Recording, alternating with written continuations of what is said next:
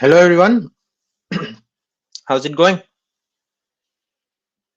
I know today is a new phase, but welcome to today's post contest discussion. How many problems were you guys able to solve? And how was the contest? Uh,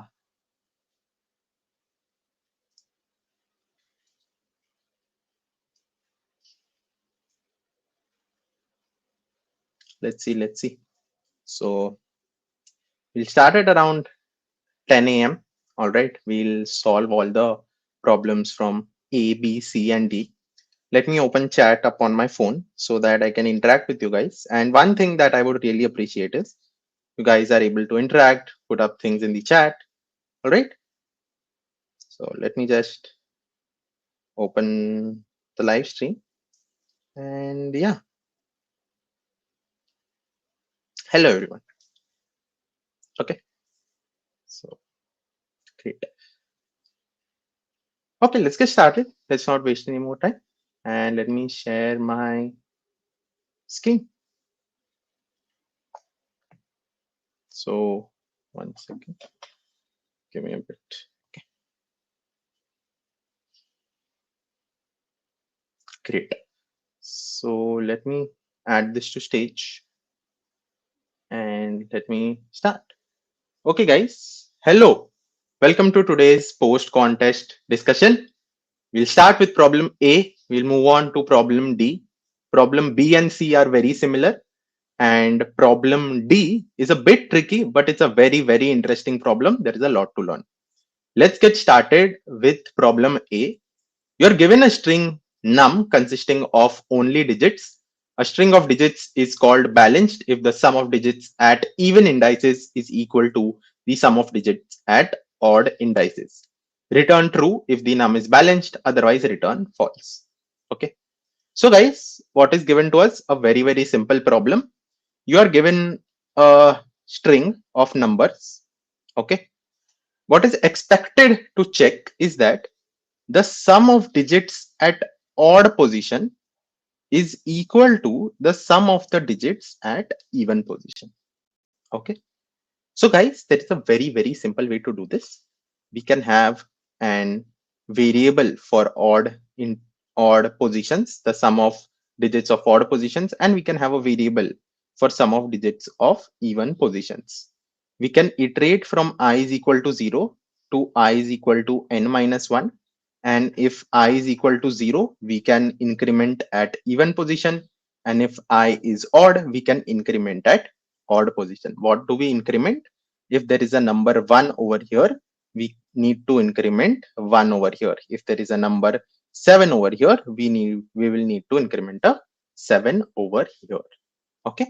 So we can just iterate over the numbers, store the sum of the digits at odd positions in the variable odd and at even positions at index even. In the end, we just need to check if the sum is equal. Let me just go through the code. Like, let me show you the code and you guys can let me know if you guys are able to understand or not. So we have a vector int sum, which is of size 2. So 0 represents even indices and 1 represents odd indices. So as you can see, what I'm doing is sum I modulo 2 plus equal to num I minus 0.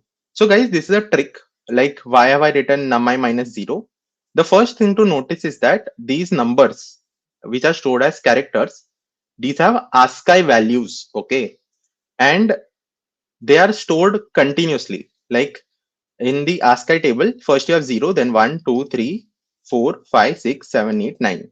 They are stored like this. So if you subtract something from it, if I do 9 minus 0, since they are stored next to each other, since their ASCII values are consecutive, 9 minus 0, right? This character 9 minus 0 gives me the integer 9. Okay, because they are 9 indexes apart. And similarly, 1 minus 0 gives me the integer 1. So guys, instead of having a big if statement of 0, 1, 2, 3, 4, 5, 6, 7, 8, 9, you can just do sum I modulo 2 plus equal to num I minus 0. And in the end, you just need to check that even position is equal to odd position. So a linear solution, and you just need a linear, you just need an O of one space as well, one for odd indexes, one for even indexes. Is this much clear for everyone? If this is indeed clear, do put a yes in the chat. We can move on to the next problem. Otherwise, do let me know what doubts you have. We can get them solved.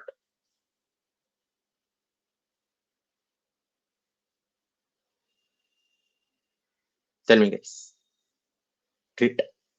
So if this much is clear, let's move on to the next problem and let's get that started. So what does the problem say, guys? Find minimum time to reach last room I. There is a dungeon with n into m rooms arranged in a grid. You are given a 2D array move time of size n into m, where move ij represents the minimum time in seconds where you can start moving to that room. You start from 0, 0 at time is equal to 0 and you move to an adjacent room.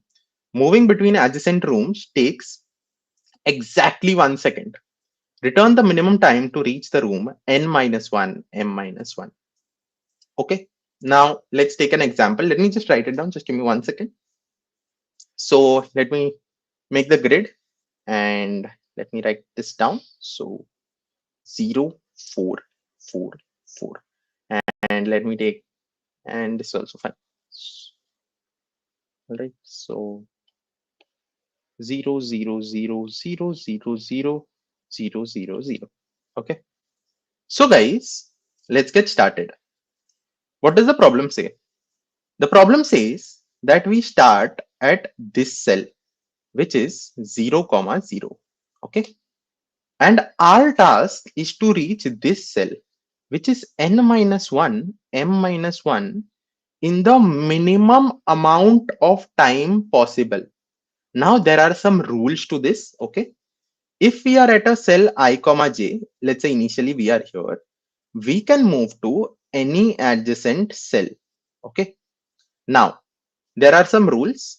Going from one cell to the other takes 1 second of time. Okay. Apart from this, you can only go to a particular cell.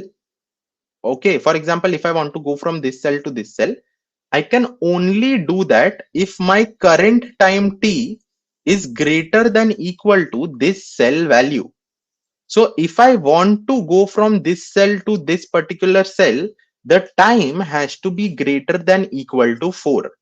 So if time is 4 here and I go to this cell, it took me 1 second to get to this cell. So the time becomes 5 when I got to this cell. Okay. Now guys, if time is 5, you can see that we are free to go to this cell because time 5 is greater than equal to 4. And then it takes me 1 more second to reach this particular cell. So plus 1 second here and plus 1 second here. So when I reach here, my time is 6. And you can do the same this way also. You can go down and you can take right. And you will notice that the time taken is again 6. So guys, out of all the possible ways, like there are more ways also, but that is not optimal. So we won't be discussing that. Out of all the possible ways, you can see that the minimum time required to reach this cell is 6. So the answer for this particular grade would be 6. Yes or no, guys? Tell me.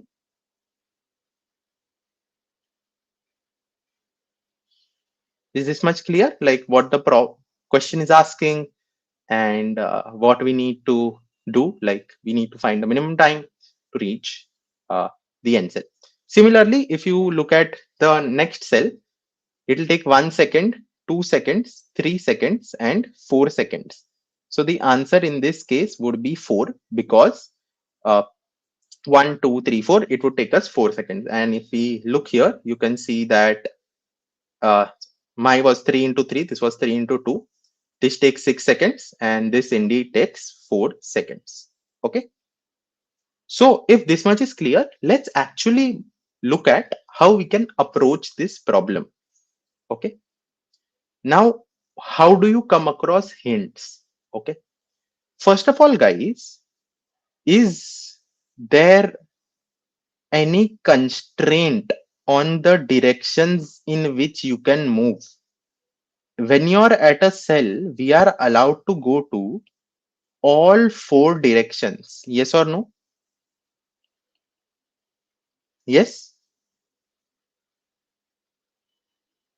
Now, if you are at a given cell over here, do you agree we can go this way as well? And our optimal path, okay, here it is something like this, but our optimal path may have been something like this. It is very well possible, right? That our optimal path might have been this way. So guys, you can see that we can go in all four directions, and going in each direction has a cost, which is +1. Okay.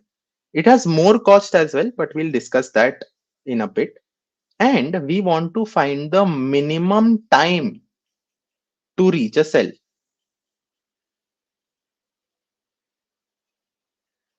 Okay. Now, guys, in your grid, okay, if you consider each cell as a node, okay, consider, guys, that each cell of yours is a node, okay. All we are asked to do is find the minimum time required to reach this node from this node. In graph terminology, guys, this problem is known as the shortest path problem. Okay, shortest path problem.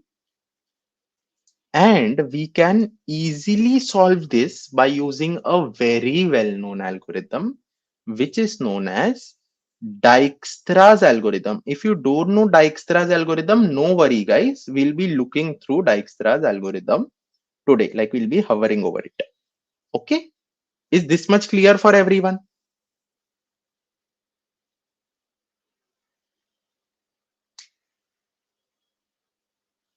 Do put a yes in the chat if it is indeed clear, and we can move forward. All right. Now, guys, you know that, okay, now we want to reach this cell, and guys, use notice that on a particular cell I comma j, okay, let's discuss how we would transition. If we are at a cell I comma j, what are its neighbors? Okay, this is a very rich problem in terms of things to understand. Okay, so guys, if we are at cell I comma j, the cell above it is I minus 1 comma j. The cell below it is I plus 1 comma j. The cell to the right of it is I comma j plus 1, and the cell to the right of it, left of it, is I comma j minus 1. Okay.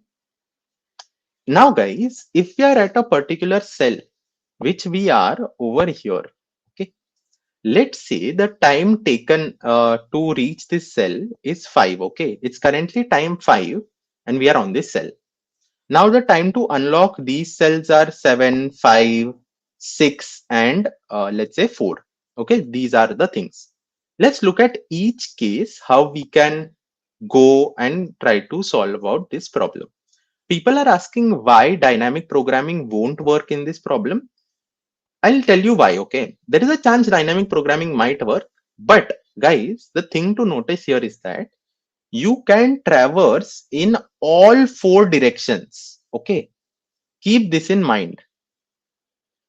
Since you can traverse in all four directions, do you agree if I am at I comma j, I can first go up, then take right, and then go down, and then take maybe right again and up, down, left, right? Yes.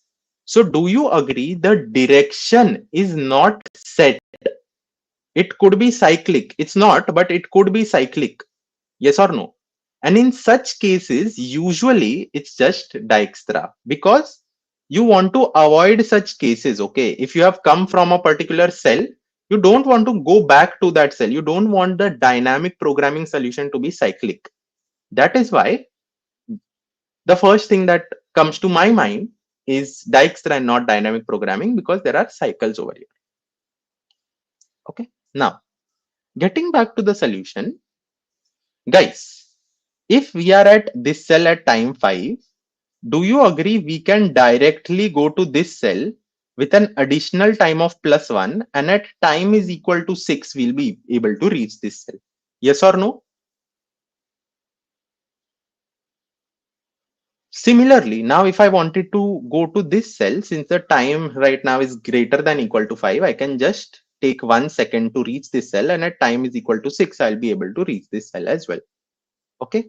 Similarly, guys, if I wanted to reach this cell, do you agree that we'll have to wait 1 minute? We cannot go directly to this cell because it says that the time should be at least 6 to reach this cell.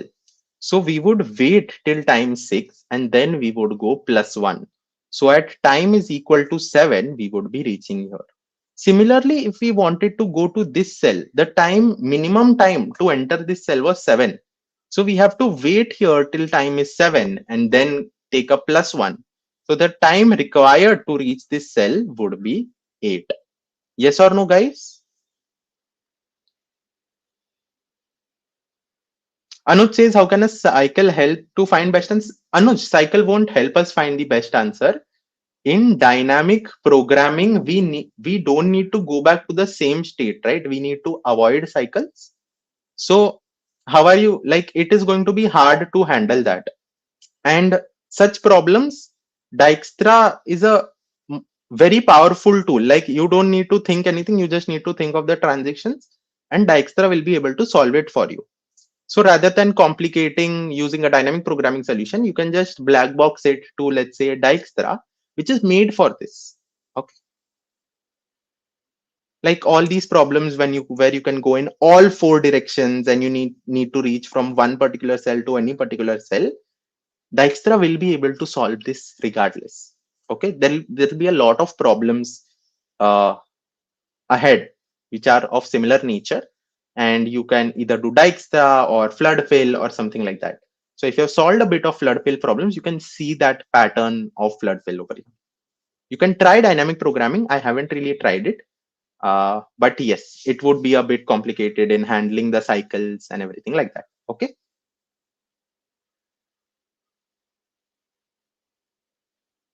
Great. Now, guys, is this much clear for you all? Tell me. The time required to reach each cell, which is 8, 7, 6, and 6. Is this much clear how we were able to come up with these numbers? Because we have to wait for these 2 cells, we have to wait before going to these cells. And for these 2 cells, we can directly go into these cells. Yes or no? Tell me, guys, put a yes in the chat if it is indeed clear. If not, do let me know what doubts you had. We can surely discuss that.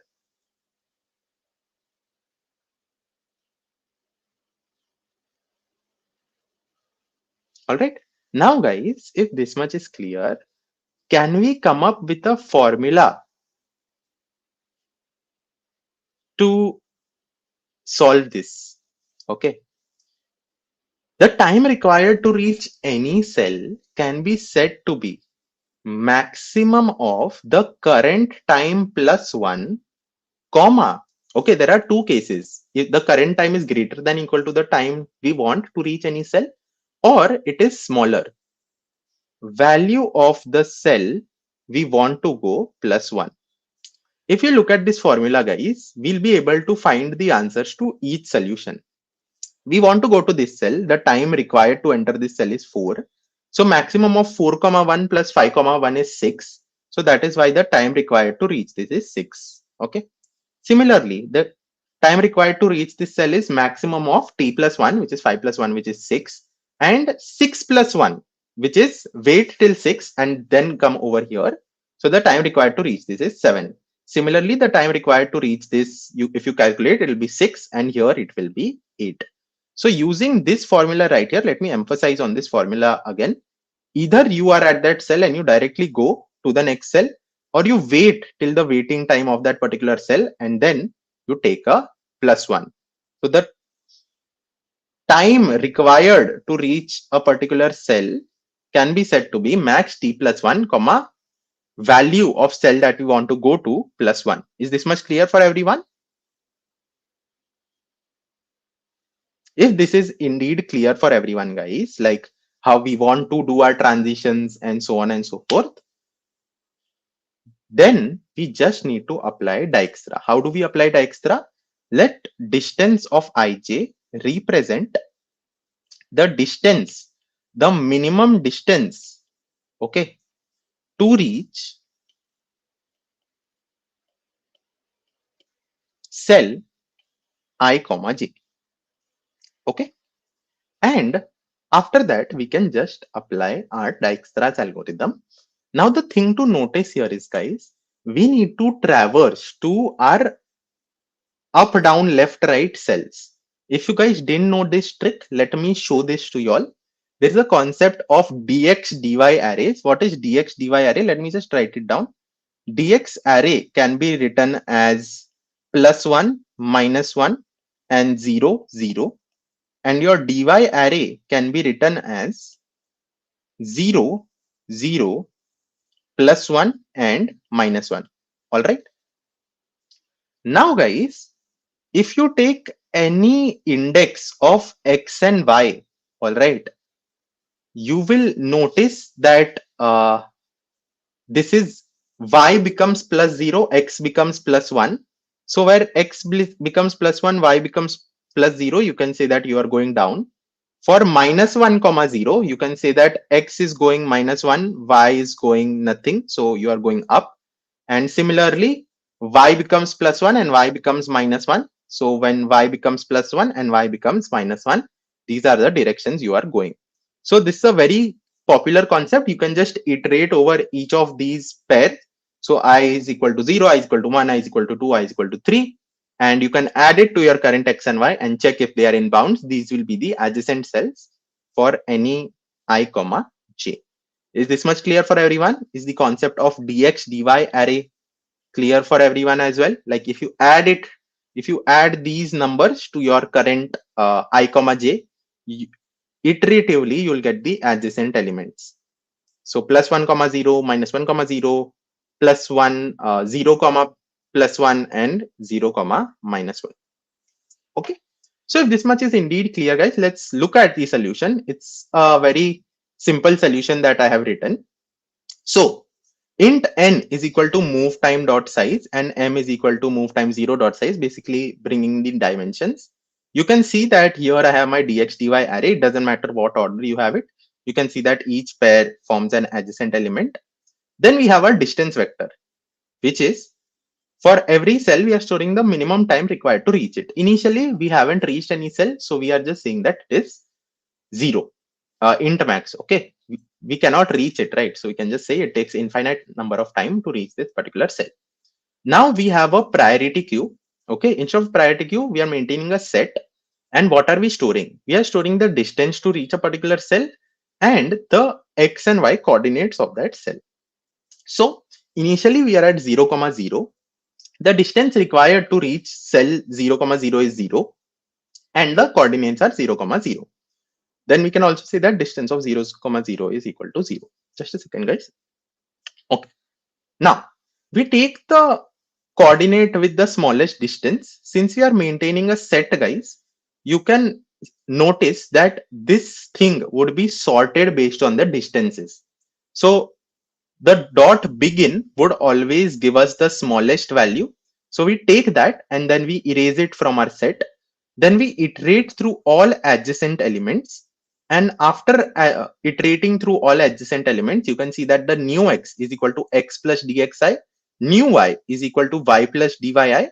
If x greater than equal to 0 and y greater than equal to 0 and x smaller than n and y smaller than m, and distance of xy, the distance of the cell we are trying to go to, is greater than maximum of distance x comma y plus 1 and move time x y plus 1, then we can say that, okay, we do need to update this cell. So you erase the existing things from your set, You update the distance and you insert it back into your priority queue. In the end, you just return distance of n minus 1, m minus 1. Take a couple of minutes, go through the code, and do let me know if you have any doubts. In this contest, my main goal was to write as clean code as possible so you guys are able to understand. Do let me know. Okay. Question 3 also, we'll be using a similar idea, and I'll be teaching you all how you can go about solving this. Okay.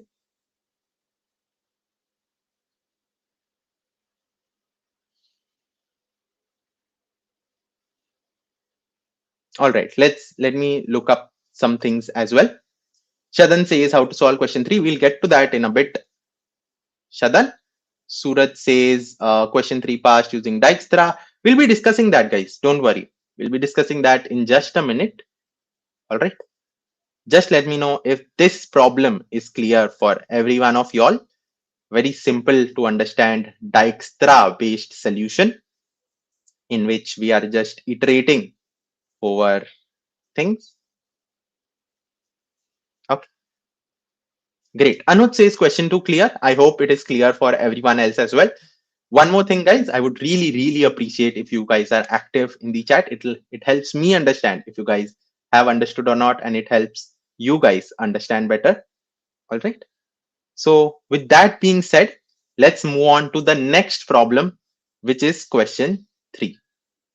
So guys, the only difference in question 2 and question 3 is that now the cost required alternates. What does this mean? Let me share. Okay. So guys, if you are at a particular cell, okay, let's say you are at 0, 0. If you go to the next any of the adjacent cells, it will cost you +1 to reach that cell. Now from this cell, if you go to any other cell, it is going to cost you +2 to reach that particular cell. It could be any value, but consider right now it is +1 and +2. Now similarly from here, if you go to any other cell, we would be taking +1. So guys, what this means is on every odd move, okay, it is going to take us +1 to reach the other cell, like +1 seconds to transit from one cell to the other. And on every even move, you can see on the second move, the fourth move, so on and so forth, it is going to take us +2 seconds to reach that particular cell. Okay. Now, guys, do you see that apart from what cell I am on, which is I comma j, I would also like to now store that which move I am on, because it matters, yes or no? Because if I'm on an odd move, it is going to, let me just delete this. Okay, 1 second. So if we are on a odd move, it will take us +1 seconds. And if we are on an even move, it will take us +2 seconds. So don't you agree, guys? It makes sense for us intuitively to store what cell we are on and what move we are on right now. If we are able to store this state in our Dijkstra somehow, we'll be able to solve this problem, because the only change that is there is that if you look at this now, depending upon which move you are on, it will either take maximum of t plus 1 v cell plus 1, or it will take t plus 2 or v cell plus 2, depending upon which move number you are on. Yes or no, guys? Tell me.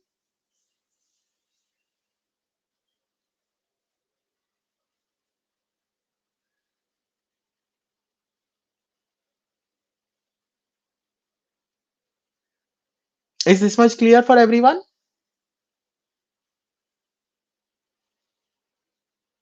Daya Shankar says yes. What about others? Tell me, guys.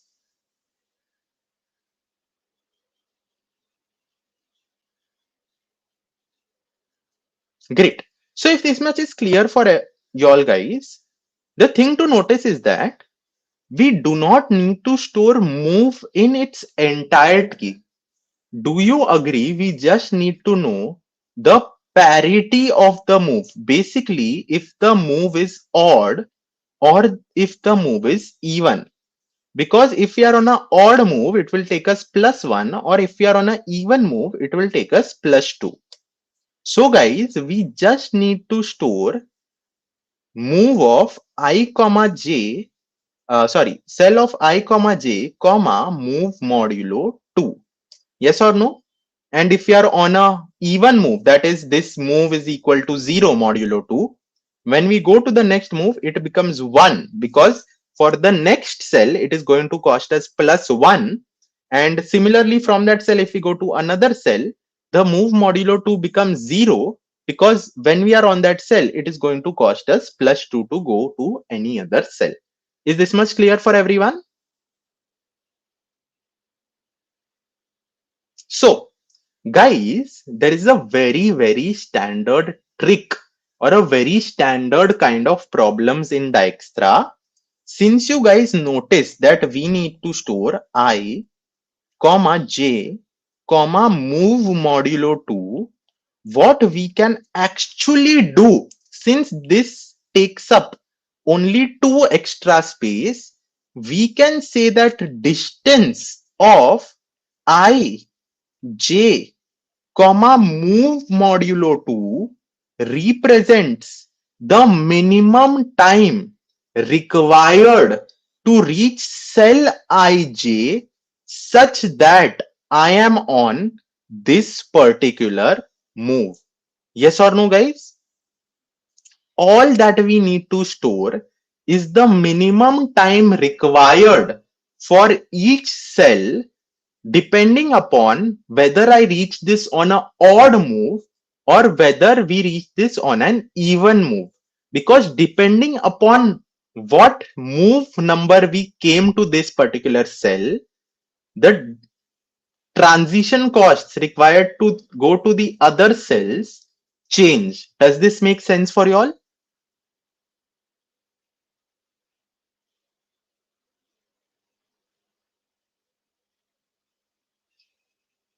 Yes. So if this much does make sense for you all, this is the only change that you need to do in your Dijkstra, guys. Let me just show you the code. All right. So you can see that instead of a 2D distance vector, we are now having a 3D distance vector, which is of n, m, and of size 2, which is initially int max. We can say that we have a set of int, comma, int, comma, int, comma, int, basically the distance, the cells, and the move number modulo 2. Initially, we are at starting at the 0th move. So distance is 0, and the distance required to reach cell 0, comma 0 at the 0th move is 0. Now, the cost required to transition to any other cell, if move ZOR1, basically if the move is 0, basically when we are starting the 0th move, we are talking in zero-based indexing. So on the 0th move, it costs us 1 to go to any other cell. On the first move, it costs us 2. So if move ZOR1 is equal to 1, basically if move is 0, then it is going to cost us 1, otherwise it is going to cost us 2. Now, okay, now you just transition over your dx dy array, which is the same. I literally took my code from the last solution and pasted it here and changed only something. The thing we need to change is if x greater than equal to 0 and y greater than equal to 0, x smaller than m, y smaller than m. And here, guys, there are small changes like distance of x, y moves or 1 is greater than maximum of distance xy move plus cost comma grid xy plus cost. Then we can say that you erase this from your priority queue, you update the cost, and then you insert it back. Keep in mind that we are inserting moves or 1 because currently if we are on some move, when we go to that cell, the parity changes. That is why we are storing distance of moves or 1 and not really move. And here also, when we are inserting moves or one. After all of this, we just return, like we have two possible values. Either we reached n minus 1, m minus 1 on an odd move or an even move. So whatever was minimum out of these two, okay, minimum of distance n minus 1, m minus 1, 0, and distance of n minus 1, m minus 1, 1, you just go about returning that. Is this much clear for everyone, guys? Just have a look at the code for 2 minutes and let me know if you have any doubts in the code. If you have any doubts on where I did something or what things that I did end up doing, do let me know. I'll definitely solve it for you guys. Okay. And this is a priority queue. I've just implemented it as a set. You can do that as well. And guys, why did I use a set instead of a priority queue? There is a very subtle difference. Whenever we update, okay, in the priority queue, this thing doesn't get erased. It means that it stays. But in a set, you can actually erase this and then you can insert it as well. Okay.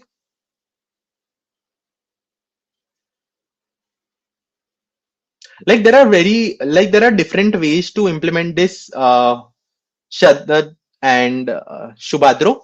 It's up to y'all. I just prefer whatever states I'm taking. You have the same distance vector. I think it can be implemented using n into m distance vector as well.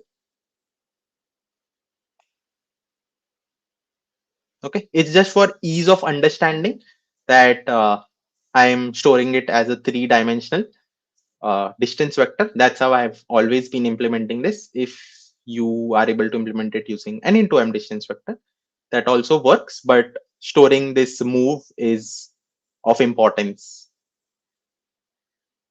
Okay. I think it works. If you even store it as an n into m distance vector, I think it should work. Yes, it should definitely work. Okay. But you will need to store this move. So that matters.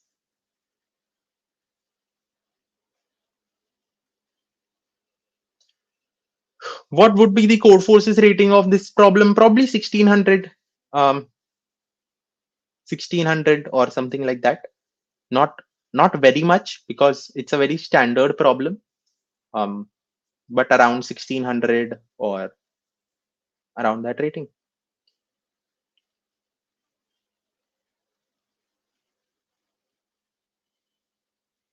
All right. Is this much clear for every one of y'all guys? Tell me. Have a look through the code, and if it's clear, put a yes in the chat. If it's not clear, put a no with the chat along with what you guys weren't able to understand. Otherwise, we can move on to the next problem, which was my favorite problem of this problem set. I love combinatorics, so it really did help. Like, it made me actually wake up during the contest. Great. Great. So if this much is clear with everyone, let's move on to the next problem, which is count number of balanced permutations. And what does the problem say? You are given a number, okay?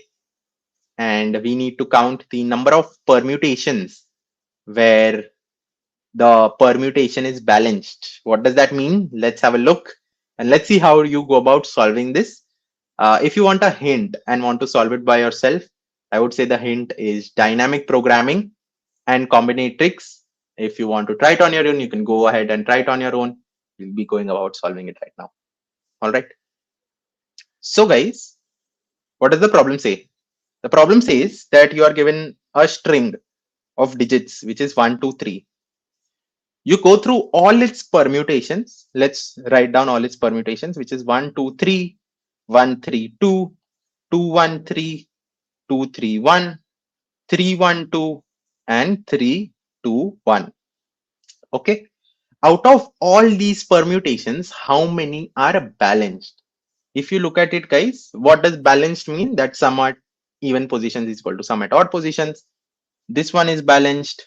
This one is balanced, and only these two are balanced. So the answer for this is 2. None of these else are balanced. So Given a string, we need to find if it's balanced or not. Is this much clear for everyone?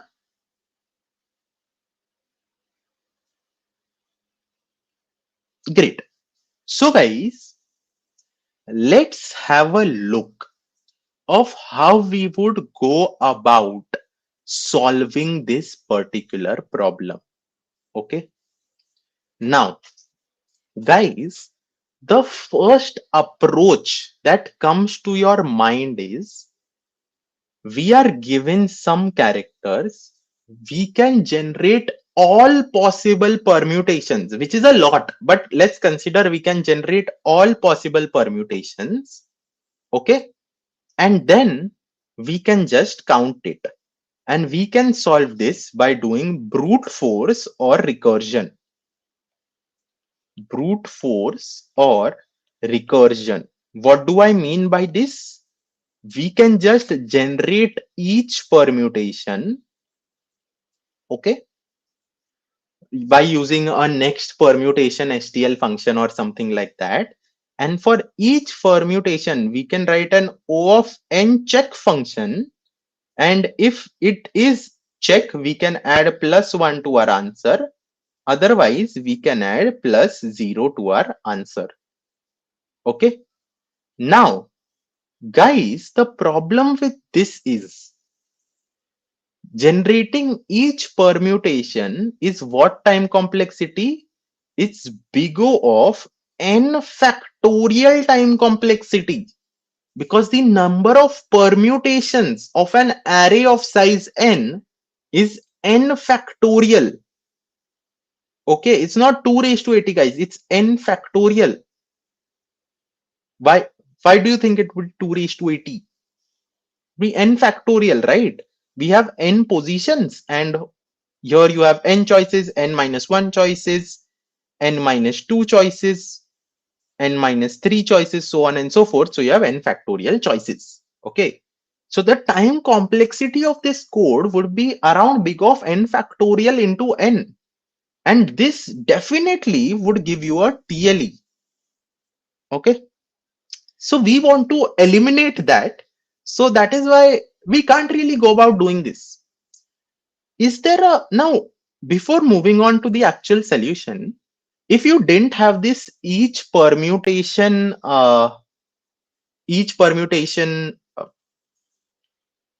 thing, and you wanted to actually write your own recursion, okay, a recursion to calculate it uh, effectively, how would you go about doing that? Let's say your string is 1 1 2 2 and let's say 3 3.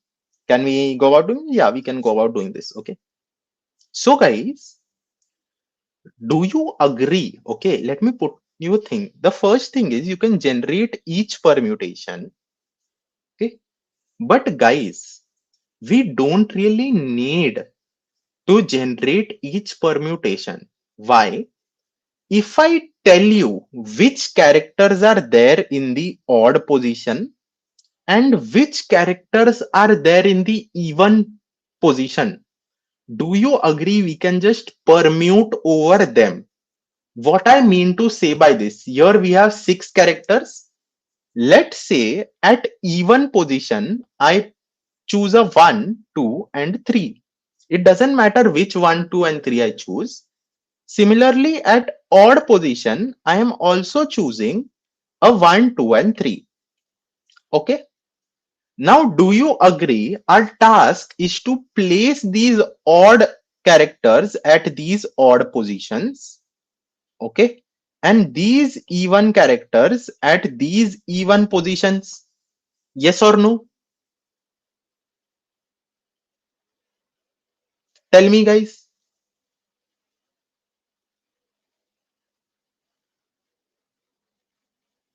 Yes or no?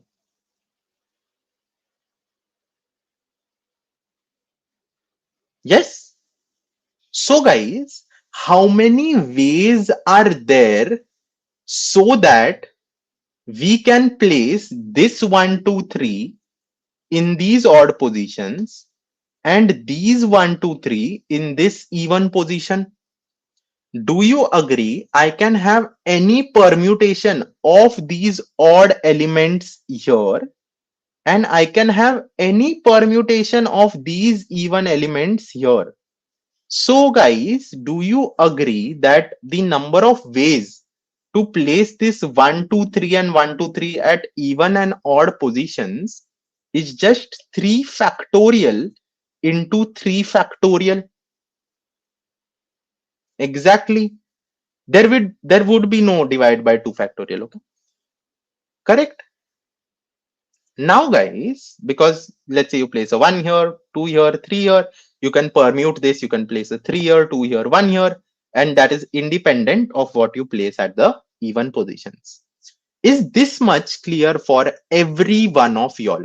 Put a yes in the chat if it is indeed clear. I will wait for 2 minutes of how this 3 factorial into 3 factorial came, and after that I would go more in depth. Okay. Yes, Suraj. I will get to that as well.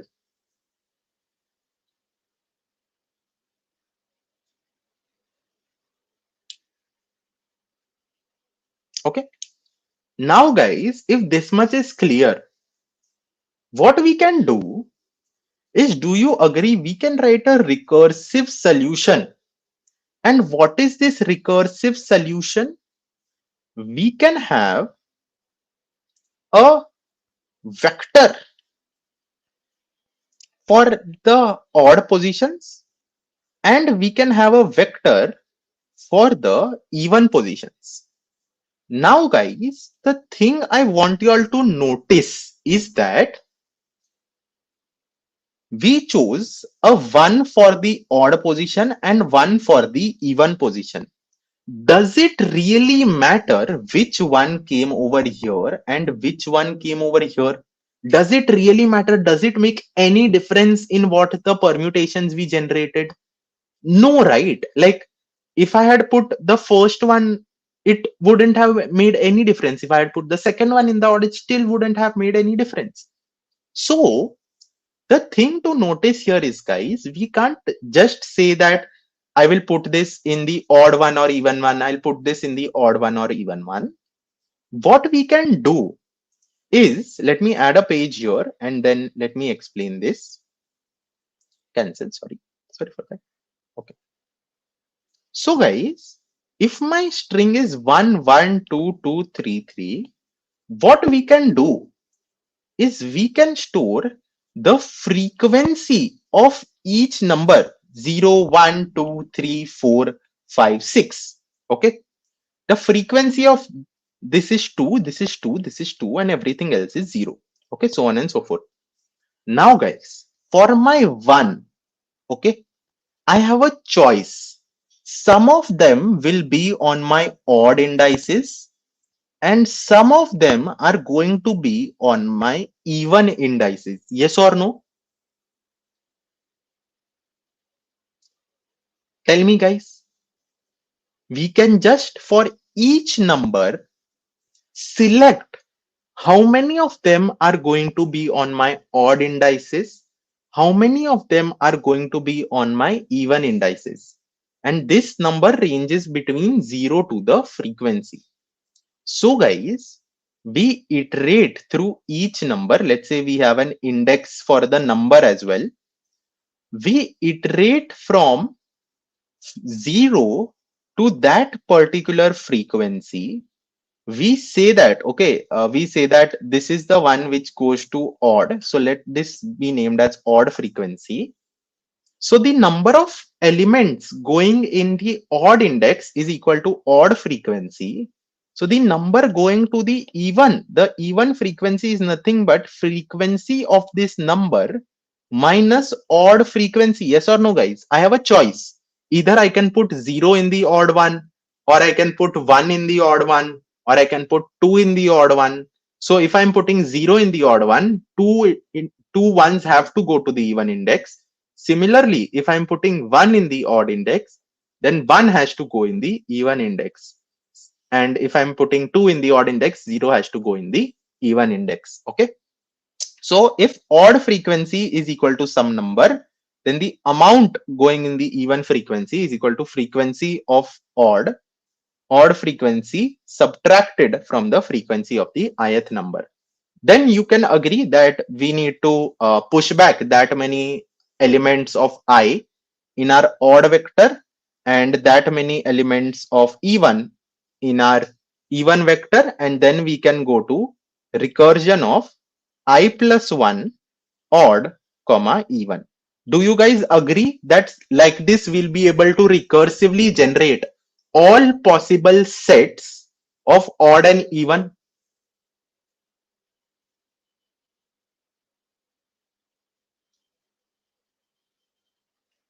Tell me, guys. Okay, Suraj says yes. What about others? Okay, now, guys, the first thing to notice is that odd dot size, okay, at the end, when we are at, let's say, index equal to 10, odd dot size has to be n plus 1 divided by 2, and even dot size has to be, okay, n divided by 2. Apart from this, sum of odd has to be equal to sum of even.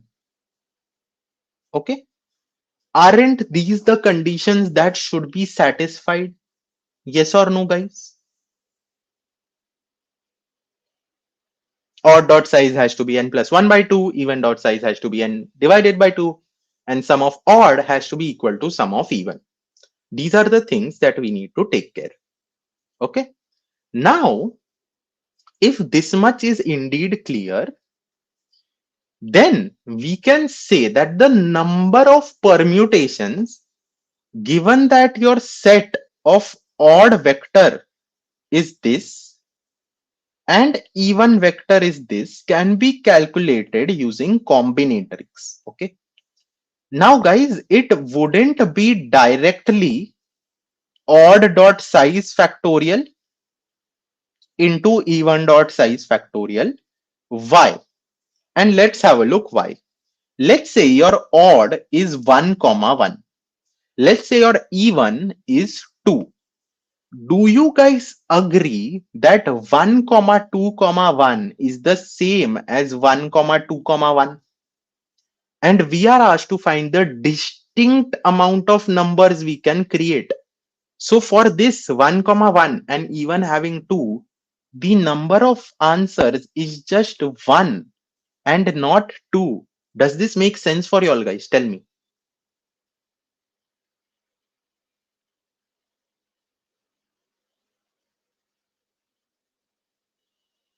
Yes.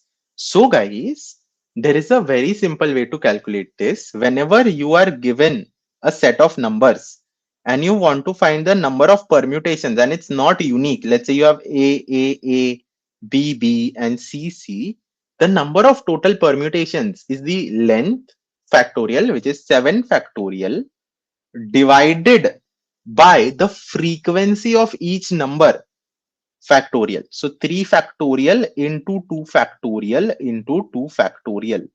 This right here is the number of ways to find the number of factorials of a number of permutations of this number. Okay, let me just write this down. Number of permutations.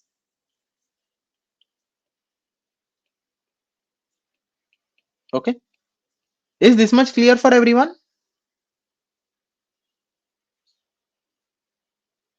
I'll just wait. I want you all to be with me step by step.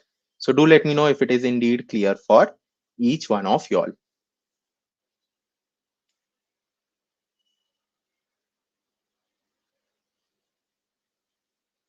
Okay, great. If this much is indeed clear for every one of you all, guys, if we have our odd set, which is 1 comma 1, and we have our even set, which is 2. Now, do you agree the number of total permutations is 2 factorial divided by 2 factorial, which is for the odd one, okay, into 2 factorial divided by 1 factorial, which is nothing but sorry, 1 factorial divided by 1 factorial, which is nothing but 1 into 1, which is equal to 1. And if this is my odd set and this is my even set, you can say that this indeed is the number of ways to make digits if this is my odd and even sum. Okay. Now, our task is, guys, that we need to change this recursion, okay, into a memoized solution, because this right here is still very inefficient. We need to make this a bit more efficient. Okay. The first thing you will notice is that we can't actually store these vectors. We need to do something about it. But guys, the first thing I want to ask you all is the odd set and even set independent of each other?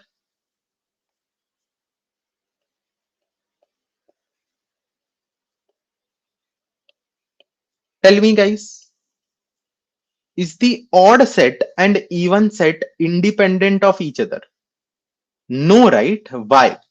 Because, guys, let's say my array is 1 comma 1 comma 2, and I told you that for my odd indices I choose 1 comma 1. Using just this much information, can't you come up with what my even set is going to be? If I told you this is my character array, if I told you this is what I chose for my odd position, the ones which I didn't choose automatically are the ones which I chose for my even position. Yes or no, guys? So do you agree it's not actually independent? Both these sets are dependent on each other.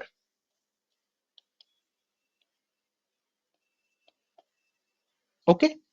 So do you agree, first of all, in a recursive solution, we can eliminate one of these.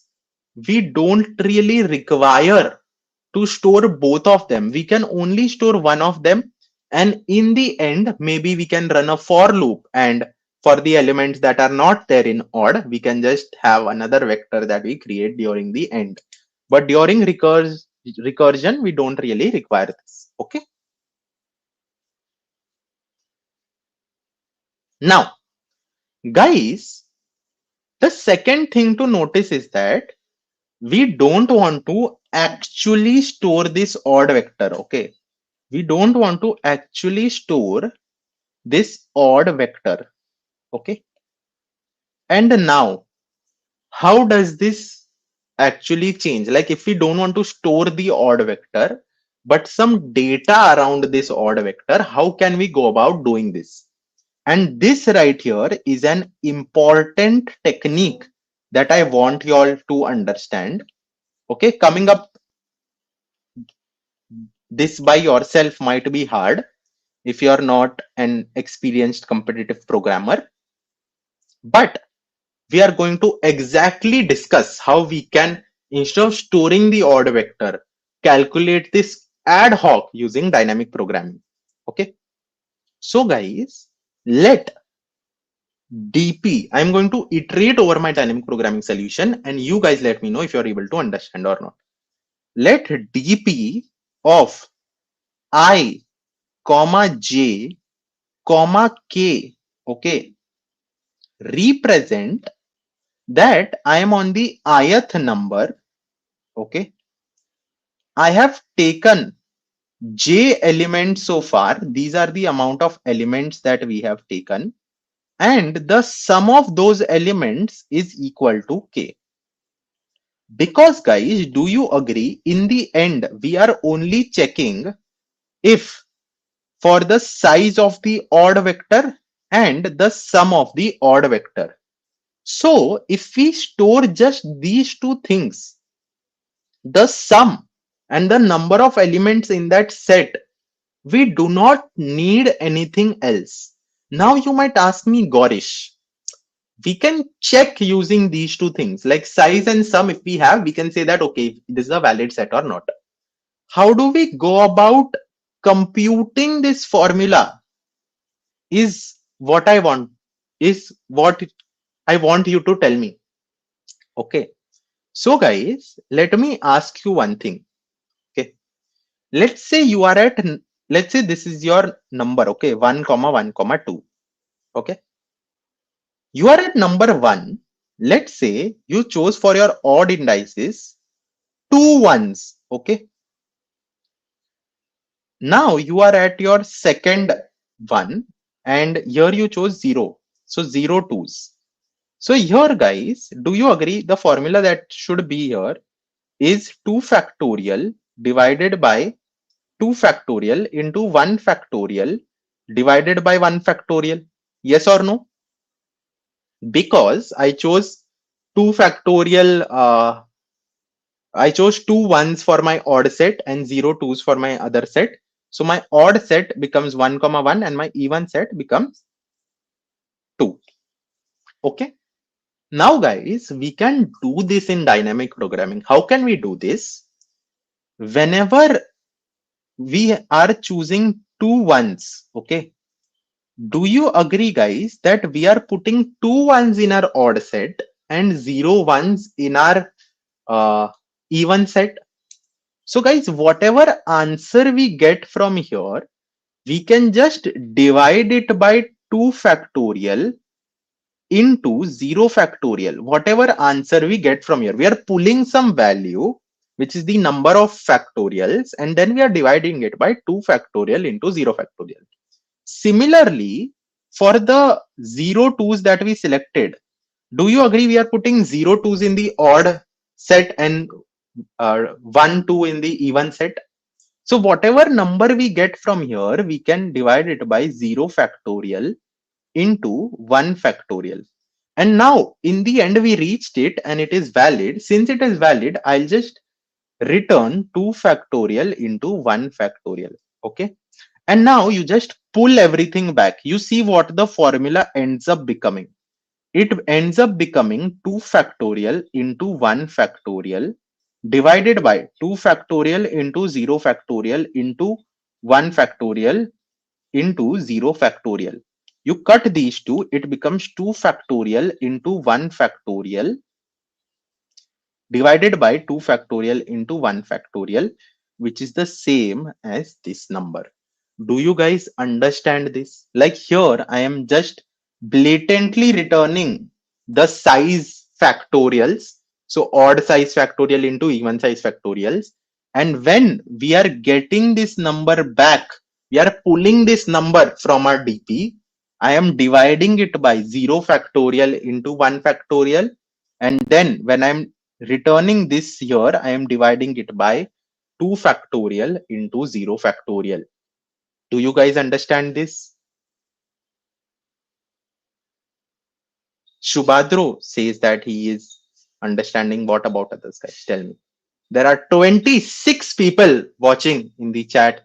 Do let me know if it is clear for every single one of you. Okay. Now, if this much is clear for every one of you all, guys, that is more or less the solution. But there are a few caveats. We are told to calculate the answer modulo 10 raised to 9 plus 7. Okay. So guys, we have to calculate this factorial and this division of factorial modulo 10 raised to 9 plus 7. So for every I from 1 to the size of the vector, we need to have I factorial calculated and we need to have 1 divided by I factorial calculated modulo 10 raised to 9 plus 7. Okay. Modulo 10 raised to 9 plus 7. Now, guys, this is easy to calculate. You can just you can run a for loop and get this calculated. But to calculate 1 upon I factorial, how do you go about doing this? Do you know this modular arithmetic formula? Okay. This is a very well-known formula. I'm not going to prove it right now. 1 upon A modulo M is same as A raised to M minus 2, where M and A are co-prime. Okay. This is a very well-known formula that we can say. This is nothing but modulo inverse. So guys, we can just say that 1 upon I factorial is same as I factorial raised to 10 raised to 9 plus 7 minus 2, the whole divided modulo 10 raised to 9 plus 7. Is this much clear for everyone?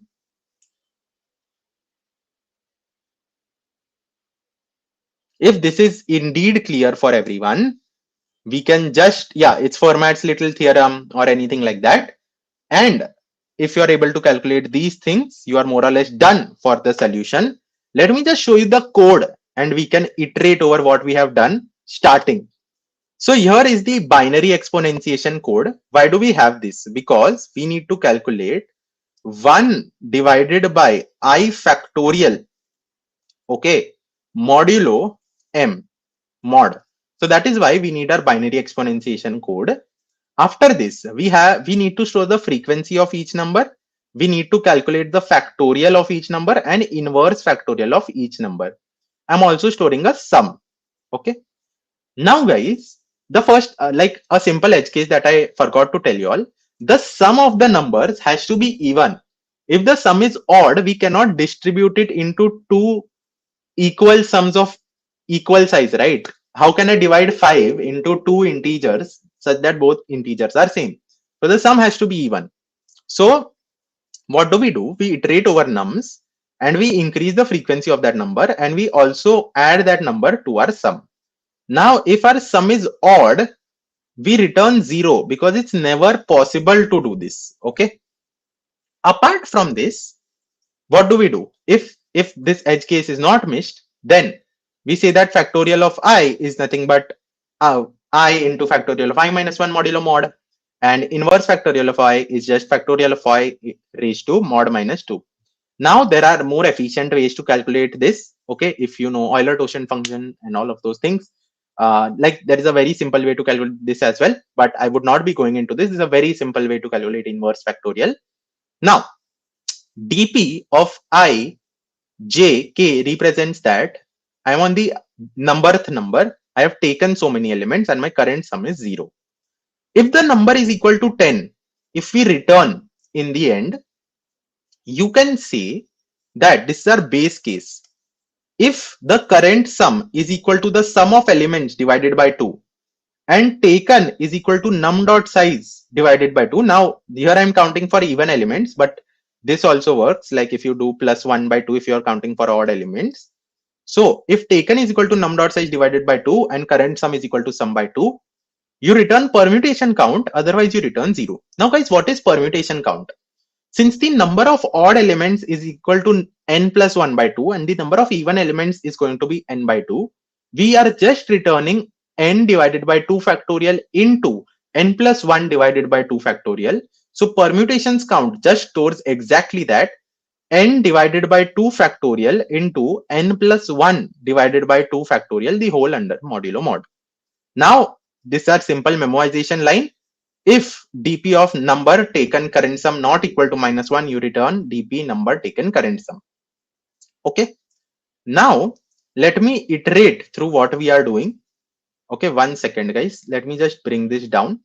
Okay, great. Now, guys, look at this. Here, do you all agree that we can put only num dot size by 2 elements in our even set? So if we have taken some elements here, we can only have that many elements in the rest of the set. And you can have anywhere from 0 to minimum of whatever the frequency that is to the number of elements you can actually have in that set. So we iterate over how many elements we want in our even set for that number. And after we do that, do you agree? I'm just doing ways is equal to ways plus f of, I'm going to the next number. I'm increasing the number of taken elements by I, and I'm increasing the current sum by I into number. And whatever number I'm getting from this, whatever I'm getting from dp number plus 1 take plus I, current plus I into number, I'm just dividing it by I factorial and frequency of number minus I factorial. Why, guys? because frequency of factorial of I will be for our even set, because since we are choosing I numbers of the number type, we'll need to divide it by I factorial. And for the other sets, if we have frequency amount of numbers, if I chose I numbers in our odd frequency, just 1 second. Okay, for our even frequency, it is going to be frequency of that number minus I. So we will also need to divide it by factorial of frequency of I minus that number. So as soon as I get that value from our DP, I just divide it by factorial of I and factorial of frequency of that number minus I. So that just happens to become inverse factorial of I into inverse factorial of frequency of number minus I. And I just add it to my ways, and in the end, we just return dp of number taken current sum is equal to ways, and we just return f of 0, 0, 0, because we are at index 0. We have taken 0 elements and our current sum is 0. Okay. Subhadru says not clear. What is not clear, Subhadru? Is this formula not clear?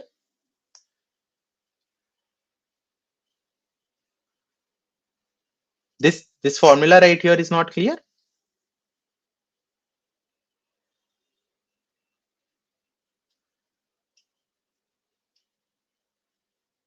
Yes. So Subhadru, look at this. Okay. If you chose 2 ones, okay, and after that you chose 1 twos, okay, here we are getting 2 factorial into 1 factorial. Okay. Do you agree, when I get this value, I need to divide this value by 1 factorial into 0 factorial? In our odd set, we put 0. In our odd set, we put 0. So 0 factorial into, okay, into how many did I put in my even set? I put 1. So it gets divided by this number, and this number gets returned. When I return this number here, since I have to divide by that frequency, that double counting, this number will have to be further divided into 0 factorial into 1 factorial into 2 factorial into 0 factorial. Yes or no? Because I put 2 ones in my odd set. So I divide by 2 factorial. And how many are remaining? How many did I put in my even set? I put 2 minus 2 into my even set, 0 factorial. So that is why I divide by both these numbers. Is it now clear, Subhadru? Like whatever value we are getting from here, whenever we pull it, we need to divide it by that overcounting factor. And whenever we pull it back again, we again are dividing it by overcounting factor. Only then are we able to get this formula. Yes or no, guys?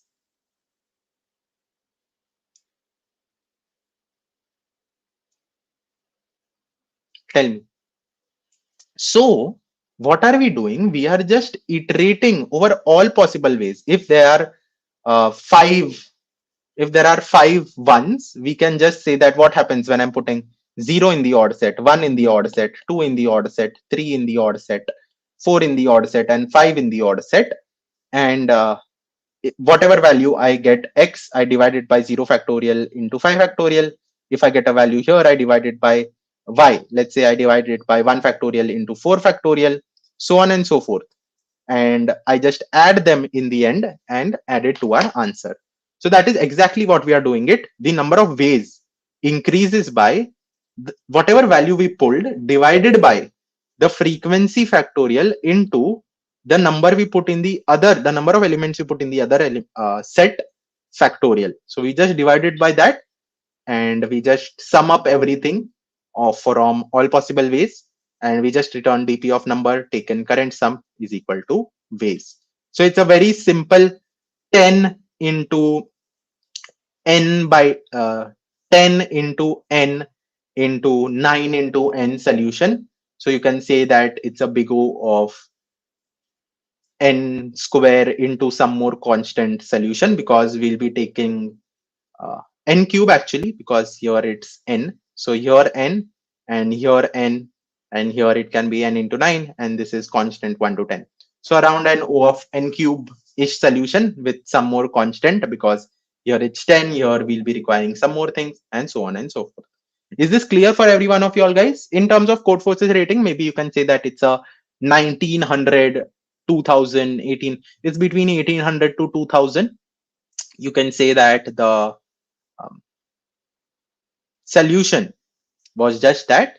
Were you guys able to understand? I tried to break this down, problem down, from how we can do brute force and how we can think about optimizing brute force, and how we don't really require the other set, and from the other set how we can store the data of this set without actually storing the set using dynamic programming. And then we came up with this beautiful dynamic programming solution which passes all the test cases, and it works in around O of n cube time. Great. So if that much is clear for everyone, let me just stop screen sharing. Thanks a lot for watching. See you guys next contest. I hope you guys were able to understand all the problems. You had a lot of fun, because I truly had a lot of fun solving this contest. Although I woke up at 8:30 because I don't have habit of waking so early. But I started the contest ABC, relatively standard problems, but problem D, my oh my, it was a very good, interesting problem. I hope you guys enjoyed. See you guys next time. Have a great day ahead. Bye bye.